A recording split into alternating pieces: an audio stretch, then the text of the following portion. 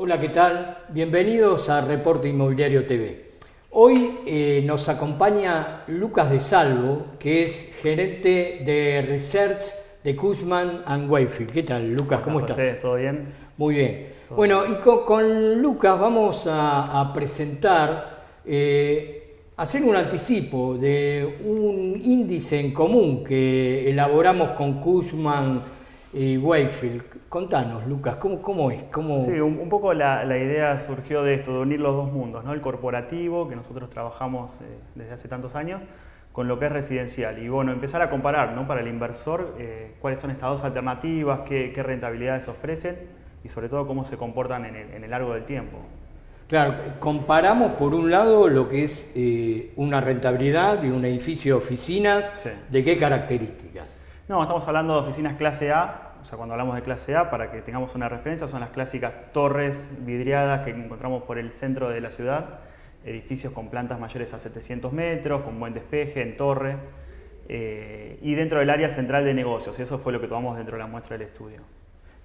Y departamentos, Ahí tenés tu especialidad. claro, ahí tomamos los valores que hacemos trimestralmente, relevamiento de reporte inmobiliario, de alquileres en la zona norte, que son... Concretamente tomamos 3 barrios, que son Exacto. Palermo, Belgrano y Barrio Norte, para que fuera medianamente homogéneo lo que estábamos comparando, ¿no? Si bien son mercados distintos, Sí. pero que podrían llegar a ser alguna opción sustituta. Sí, totalmente, totalmente. Y bueno, ¿y cómo nos dio? Contanos más o Bueno. menos un resumen. No, a ver, a cierto punto el informe tiene varias caras. Uno de los análisis que hicimos fue medir desde el año 2014, que fueron los últimos números que tenía, hasta hoy, cómo fue evolucionando el alquiler, pero se sacó lo que fue la inflación, o sea, se hizo un ajuste por inflación para sacar el efecto de inflación y ver cuántos pesos a hoy equivalen en el largo de todo ese plazo. El resultado de todo esto fue que la oficina desde el 2014 hasta hoy se apreció un 70% el alquiler, mientras que en el caso de residencial se depreció un 3% en todo lo que resultó de este periodo. Claro, y conclusiones podemos sacar que por ahí esa apreciación que tiene que ver con el alquiler de oficina o la rentabilidad de la oficina es porque está más dolarizada, ¿no? Corre más parejo con el tipo de cambio. Sí, nosotros siempre aclaramos, está dolarizada, pero se paga el tipo de cambio oficial vendedor. Pero sí, a lo largo del tiempo siempre fue avalando eso y hay una correlación casi directa entre lo que se pide en el mercado y la cotización del dólar. Mientras que en residencial, bueno, ahí ya tenés tu especialidad, pero es más, hay como una cuestión ahí de que a veces una inestabilidad en los valores, a veces depende del sueldo, a veces depende de la inflación. Sí, es como que corre siempre con la limitante más del ingreso que de otra variable, ¿no? Que está destinado más a empresas, en el cual entran a jugar otro tipo de factores que efectivamente en el residencial siempre es el ingreso, ¿no? Exactamente. ¿Y qué número final, qué conclusión podemos ir adelantando? Pero bueno, ¿cuándo va a estar el informe concretamente? El informe esperemos tenerlo antes de fin de año y a medida preliminar, como datos preliminares obviamente se ve esto que hablamos antes de la oficina, la fuerza que tiene frente a residencial, y después también hay un capítulo que hablamos de las rentabilidades, que es otro capítulo que siempre pregunta al inversor. Las oficinas hoy, en función de las últimas operaciones que se estuvieron dando, la rentabilidad está aproximadamente en el 6% y la rentabilidad en residencial estuvo en el orden del 1,5, un poquito más. 1.6 al momento en que cerramos el informe, que es al tercer trimestre de este año. Parece que esa característica de viviendas en esa localización nos estaba dando 1.6. 1.6.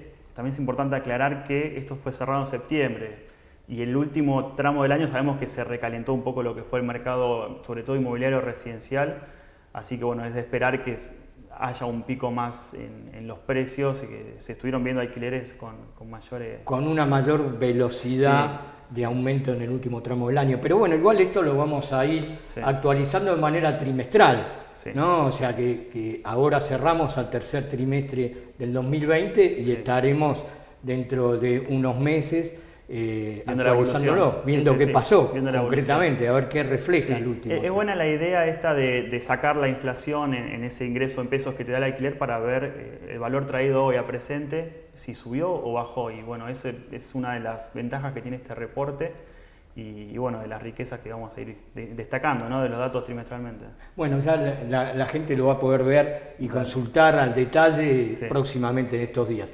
Ahora, te llevo también al terreno de las oficinas, ¿no? Sí. Obviamente todo este ciclo de pandemia, de aislamiento, de lo que se habló, una de las tipologías que estuvo en boca de todos fue el tema de oficinas, de desocupaciones, de renegociaciones, de cómo la vuelta a la oficina, cómo se está dando. Ustedes cómo, digamos, como que este nicho lo conocen muy bien. ¿Qué observaron o qué vienen observando? Si hubo cambios dentro de todo este proceso, ahora hay una mayor apertura, ¿cómo lo ven?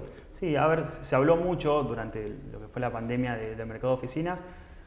Hay algo que no podemos dejar de tener en cuenta, que vivimos en Latinoamérica, a diferencia de otras economías, como no sé, en Europa o en Estados Unidos, donde se puede empezar a ver el tema del home office como algo viable a largo plazo. En los países de Latinoamérica aún se necesita el contacto humano, la atracción esa humana para crecer, para que las empresas crezcan. Entonces nosotros consideramos que el espacio de oficinas va a seguir siendo algo que se va a mantener en el tiempo.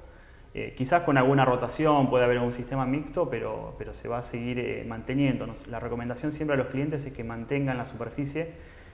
Un punto por eso, y el segundo punto por un distanciamiento social que evidentemente vas a necesitar un ratio mayor por cada empleado en la oficina.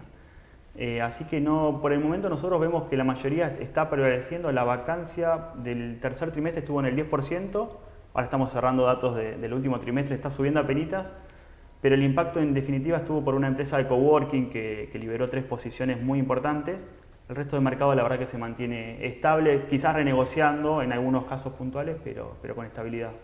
O sea, todavía las empresas están cautas en ese aspecto. No hubo decisiones drásticas o masivas de dejar mucha superficie. No, al momento no. Sí, quizás hay búsquedas en algunas zonas donde se están empezando a ver focos. Por ejemplo, Corredor Cava está empezando a ser un foco muy importante. La zona está dotada de recursos humanos, universidades, se dio como un foco muy importante ahí. Así que bueno, ahí se empezó a ver una demanda, también en parte de Panamericana. Quizás el mercado va a empezar a equilibrarse, pero al momento no vemos grandes vacancias, tanto en Argentina como en el resto de los países donde tenemos oficinas en la región. Ustedes estuvieron trabajando también muy activos en todo lo que tiene que ver con esto de la vuelta a la oficina, ¿no? Con la readaptación a lo que nos impone esta pandemia, ¿no? Distanciamiento, menor superficie, qué cuidados, todo eso. ¿Qué recomendaciones dan específicamente? La empresa tiene, dentro de las áreas, tiene las áreas de project, de facility, y se fueron preparando desde el inicio prácticamente de esto con distintos programas.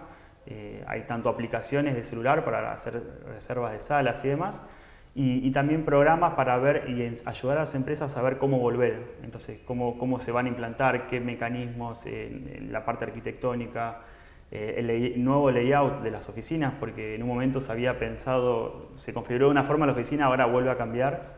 Y así que bueno, ahí nuestros especialistas están con diversos programas que la mayoría están subidos en nuestro sitio y con el contacto y demás como para ayudar, porque la verdad que no hay dos casos iguales, entonces... Muy puntual, muy uno a uno. Bueno, Lucas, y ya que estás acá, te voy a exprimir un poco más. O sea, contanos qué pasó específicamente también con el mercado logístico. Sí, a ver, en el mercado logístico nos venía pasando algo que desde el principio de año veníamos viendo que la vacancia venía subiendo. La vacancia estructural del mercado logístico en Buenos Aires era del 10%, 9-10%, y hoy está en el 17%, hoy está cerrando el último trimestre casi cercano al 18%. Entonces no encontrábamos lógica entre el e-commerce, el apalancamiento, el boom del e-commerce y por otra parte la vacancia que teníamos en los centros. Entonces empezamos a hacer algunos análisis hace poco, en lugar de ver por submercados, lo que hicimos fue trazar radios. Para que tengan una referencia, el eje del radio, de este radio que trazamos, está en el centro de la ciudad de Buenos Aires, que es a 2 cuadras de la cancha de Ferro, como para tener una referencia. El primer radio, que tiene 15 kilómetros, mostró una baja de vacancia del 50% en lo que va de pandemia. Entonces, fue una de las cuestiones que dentro de todo lo que nos venía marcando el mercado, detectamos ese punto de que efectivamente en el tramo de última milla, podríamos decirle, se tomaron la mitad de los metros en todo el proceso de la pandemia. Y esto tiene que ver justamente con una reconversión de esta industria, que tiene que ver con otro modelo como el del e-commerce y que se vio justamente muy, digamos, incentivado, ¿no? con todo este aislamiento. Nuestros brokers venían como anticipando desde hace varios años. Todo el mundo miró siempre lo que es la bifurcación de la ruta 8 y 9, que es el triángulo de San Eduardo, es como la Recoleta de los inmuebles logísticos. Y desde Brokerage en Cushman venían advirtiendo a los inversores que en zona sur había buenos terrenos, buena disponibilidad de tierra económica y que estaba cerca de la malla urbana. Así que bueno, los desarrolladores que invirtieron hace 2 o 3 años hoy tienen una de las mejores posiciones de cara a la ciudad. Y bueno, ¿y precios en cuánto están? Y el precio promedio está entre $5, $5.50. Obviamente hay una gama un poco más alta que es el clase A+, que son depósitos multiclientes con todos los servicios que pueden estar en $7, $7.50. Y ese es como el rango, entre 5 y $7.50 el metro cuadrado. Dólar oficial. Dólar oficial antes de impuestos y expensas, o sea, el valor neto. Bueno, Lucas, la verdad que hicimos un buen recorrido, ¿no? Por distintos mercados y demás. Sí. Bueno, y de última, de vuelta, ¿no? Una recomendación a que lean este informe en conjunto, ¿no? Que tiene que ver como para empezar a mirar y comparar distintos mercados. Distintos mercados y bueno, lo estaremos difundiendo en todas las redes sociales, así que bueno, los invito a que lo descarguen, que lo lean y que lo disfruten. Muchas gracias, Lucas. Gracias a vos, hasta luego.